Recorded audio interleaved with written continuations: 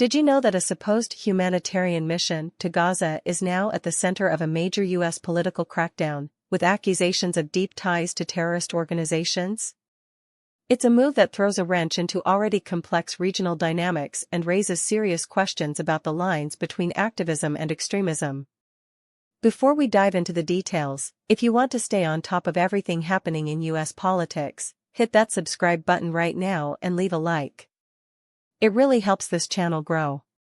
The Trump administration has just made a bold move, accusing Hamas of backing a Gaza-bound flotilla. They've sanctioned several organizers tied to this effort, claiming these networks are actually fronts for Hamas and the Muslim Brotherhood. This isn't a small accusation. The Treasury and State Departments announced a sanctions package that targets activists linked to Samadown, which U.S. officials describe as a front for the Popular Front for the Liberation of Palestine, or PFLP. For context, the U.S. has designated the PFLP as a foreign terrorist organization. On top of that, governments like the United Arab Emirates and Saudi Arabia have already designated the Muslim Brotherhood as a terrorist organization. Both these groups are Islamist organizations with a shared ideology of establishing Islamic theocracies governed by Sharia law. These sanctions come hot on the heels of the Israeli Navy intercepting dozens of boats from this flotilla in international waters off Cyprus, detaining hundreds of activists on board. Now, the activists involved insist their mission was purely humanitarian to deliver aid to Gaza and challenge Israel's blockade. Israeli officials, however, have painted a very different picture, calling the entire effort a deliberate political provocation. But this goes deeper than just the flotilla itself. The Trump administration sees this as a warning shot to a broader activist ecosystem here in the U.S. that has been championing this flotilla campaign. They are highlighting a perceived nexus between Islamist and pro-communist organizations, including groups like Code Pink and the People's Forum. These nonprofits, it's noted, are funded by Neville Roy Singham, an American Marxist expatriate living in Shanghai, who is alleged to be promoting the agenda of the Chinese Communist Party. We've seen public statements from figures like Code Pink co-founder Medea Benjamin, who recently protested the detention of flotilla members, calling Israel a pariah state. The People's Forum has also demanded the release of detained activists. This entire operation fits a wider strategy by the Treasury Department. They've been actively targeting networks that they believe use humanitarian or civil society branding to amplify causes that align with Hamas.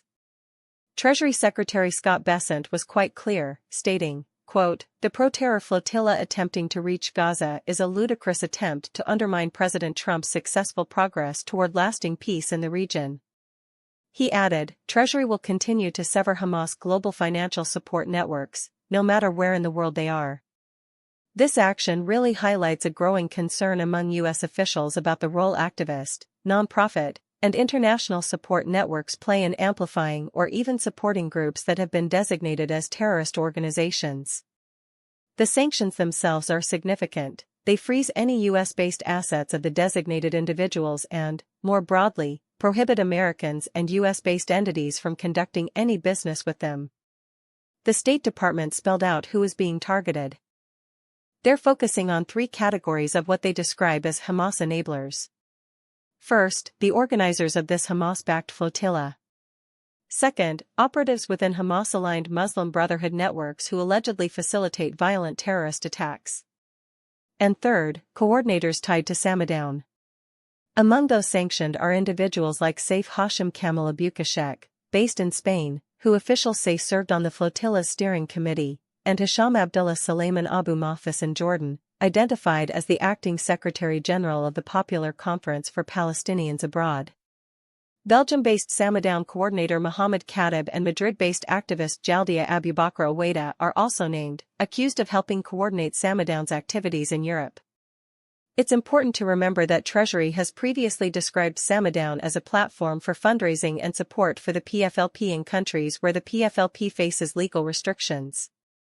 The sanctions package also went after operatives tied to Hamas-aligned Muslim Brotherhood networks, including members linked to Harakat Sawad Misr, known as HASM, an Egyptian-based militant offshoot of the Muslim Brotherhood.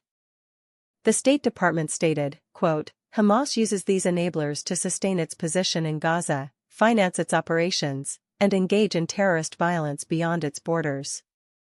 They further elaborated, today's action exposes how Hamas exploits diaspora organizations, religious institutions, and purported civil society groups to advance its malign agenda while claiming humanitarian objectives.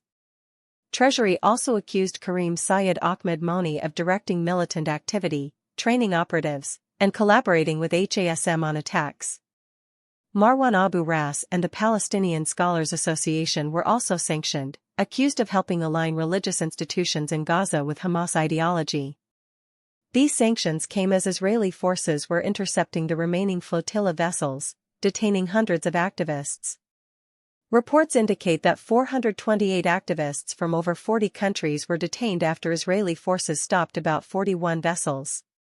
International organizations like Amnesty International have called for the release of these activists, describing the mission as a peaceful solidarity mission. However, Turkey and Hamas have condemned Israel's actions, while Ireland's Prime Minister called the operation in international waters absolutely unacceptable. So what do you think about this complex web of accusations, sanctions, and international tensions? Are these sanctions a necessary tool to combat terrorism, or do they risk stifling legitimate activism and humanitarian efforts?